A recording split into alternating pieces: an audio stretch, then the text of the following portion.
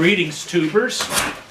I've discussed the how to deal with the CPAP business. I just figured, why not talk about the rest of my camping gear while I'm about it. So, I've kind of gathered this up into separate piles of related activities. And let's see, we have my tent. It's a Ozark Trail 7-person teepee tent. You'd have to be really friendly to sleep 7 people in it, but it's fast to set up. It's very comfortable. With all the windows zipped down and the door closed to keep the bugs out, I took an afternoon nap in it, and I swear I had as much ventilation happening as if I was sleeping out on the picnic table. Nice tent. I like it.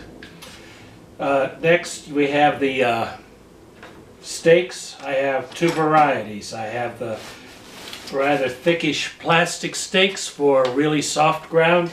I have the 10-inch spikes for harder ground, like right next to the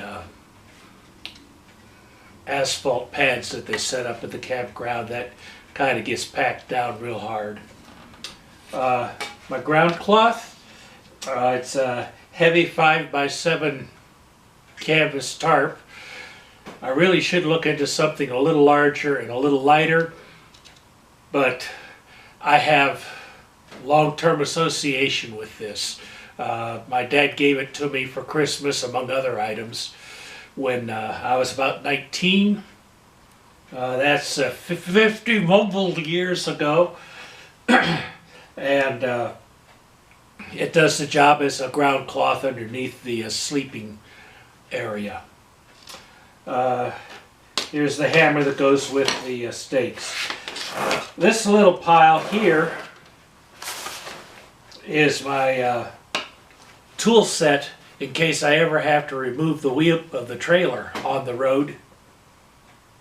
And this lets me line things up. It acts as a pilot shaft as I put it back on. Also helps when I if I need to shift it and for some reason it doesn't want to shift easily as I drive the axle out. Sleep. Oh, most important. This is a self-inflating air mattress. I've only used it a couple times, and all I can say is, yeah, really nice. Not much to say except it's comfy. And this is a sleeping pad that I got at Walmart, and I went and taped it, cut it up, and taped it back together again so it folds up into a nice, convenient to pack size. That goes under the sleeping bag, or yeah, under the air mattress. I still haven't used it enough to know if I want to do without that for insulation or not. Cot. This is my 3rd cot. Each one was smaller and lighter than the last. The first one was a 40 or 50 pound supersize, almost double bed size cot. And I bought it for the load capacity back when I weighed about 50 pounds more than I do now. And I've managed to get it down to this. 20 inches, a little over about, it's narrow. Yeah, it's narrow. And it's low to the ground, but I don't sleep on the ground anymore. I am too old for that. And here's another favorite item.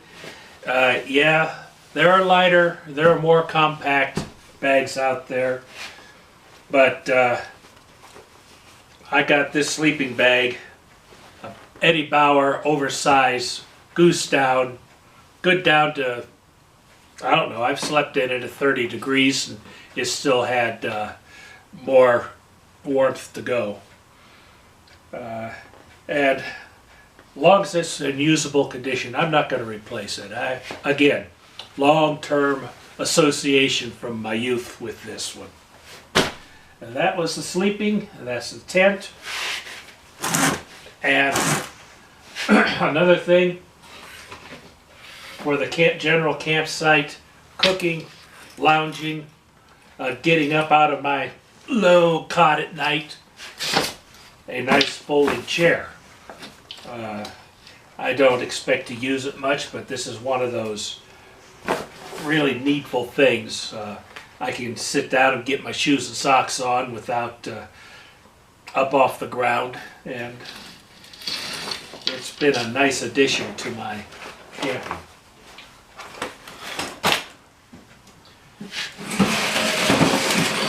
This is my food storage, cooking gear. Let's not forget the toiletries that would go in here as well. I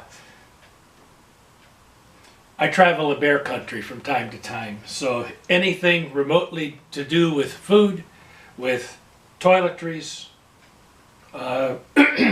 sweet smelling stuff, even foul smelling stuff, it goes in here. And when I get in bear country, they have bear boxes where I camp. That puts everything in one convenient, compact container. I've been working on getting this lighter and more compact as time goes by. But I think I'm about down to as good as it's going to get if I'm going to have any room to stash food in. So there are other items that I